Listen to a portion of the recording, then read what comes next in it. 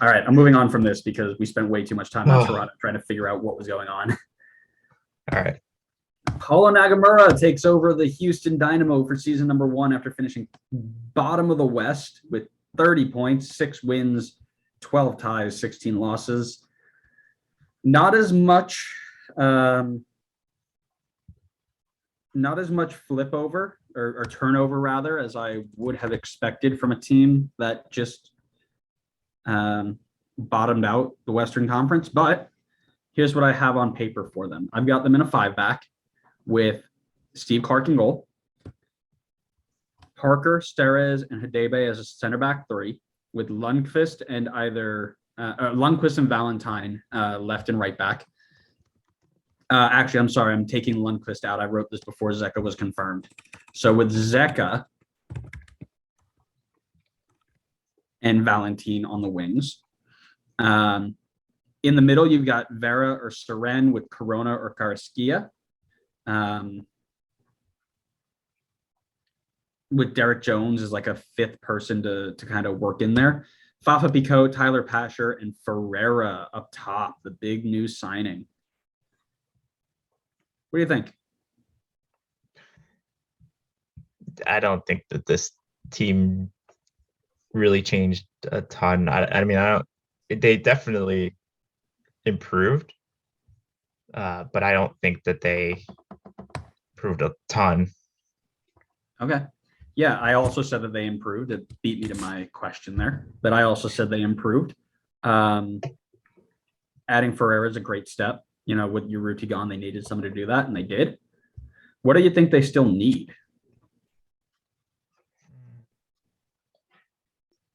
Probably.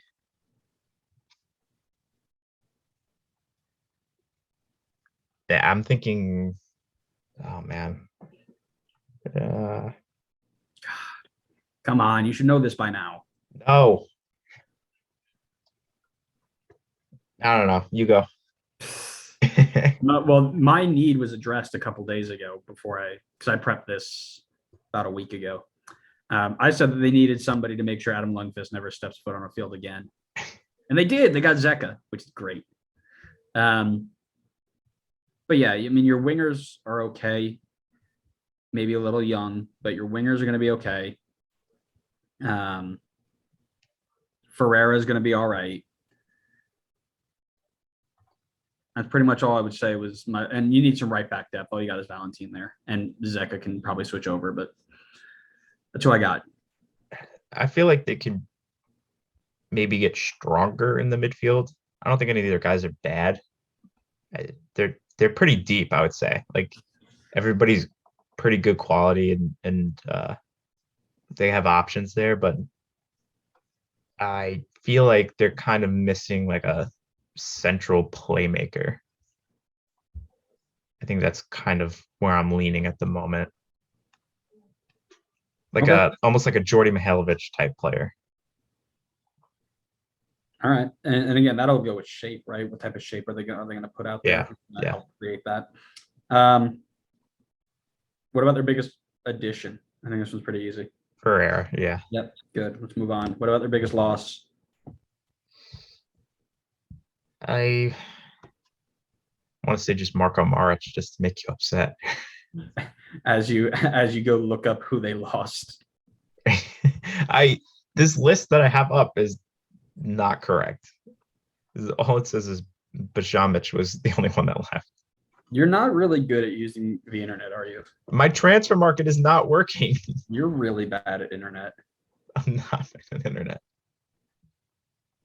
Okay, I'll go because you're taking way too long. Okay. I said nobody because you were bottom of the West. There's no way that you could have gotten worse. I'd say maybe you're Rudy, but he's already replaced. Maybe Fuenmayor, but he didn't really play. Bonet Garcia is like 100 years old. Manor Figueroa about 100 years old. Yeah. I would say based on that list, I'd say Uruti, but that's about it. Maybe Ari Lassiter, but they didn't use him properly last year. Yeah, it's pretty fair. Player to watch in 2022. Go. I'm gonna say teenage Hadebe. I am curious to see if because he's considered to be a designated player, which I think it's definitely a lot more rare to see a designated player spot on a defender as opposed Mhm. to an attacker. So I'm curious to see if, the rest of the league spectators are going to see the hype that I guess Houston saw in deciding to make him a designated player signing. I think the potential is obviously super high. He's going to be playing alongside an MLS veteran and Tim Parker. I want to see what they can get out of him this season. Yeah, like I said, it's definitely rare to see a center back DP. Hopefully, he can live up to that price tag, right? Mine's obviously Ferreira, right? Record signing for the team. He's got to prove the price tag. Obviously, going to be the guy to draw eyes, but that is mine. All right, where do you got him finished? Or I'm sorry, big question. What do you got? What's your big question for the 2022 season?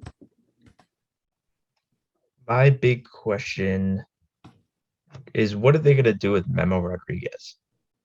Is Memo Rodriguez now going to be relegated to being a bench player with Pasher and Ferrer being the starting wingers? Is Memo going to be moved into a central position? Is he now like their central playmaker? Or is he just going to be a bench guy to come in? And I mean, I know Pasher would get subbed off early from what I remembered a lot. And I think he got hurt. So that it's definitely good to have him as a depth piece, seeing as how he may play a bigger role than a lot of other depth pieces may. But I'm curious to know what they do with him because I feel like he was, I don't want to say the face of the organization, but he was like, a pretty key figure for them for the last few years. No, I agree there. I think he probably rotates in with Pasher. I don't think Pasher is a straight up starting winger yet, but for sure, yeah, I think that's a good point. Mine is related to our coach, right? Is Nagamura ready to lead a team? He's been an assistant the whole time. He was good with Colorado, helped them get to the first in the West. Is he ready to make all these decisions? That is my question. Where do you have them finishing? I see some improvement over finishing last, but I don't really see this team skyrocketing up the league. I'm kind of feeling between like 9th and 12th. I got 10th and 13th. I'm on the same boat as you. I think they're probably going to be a year or two away from playoffs again. You know what? I forgot that they added another team to the West. So yeah, I'd probably say 10th through 13th also.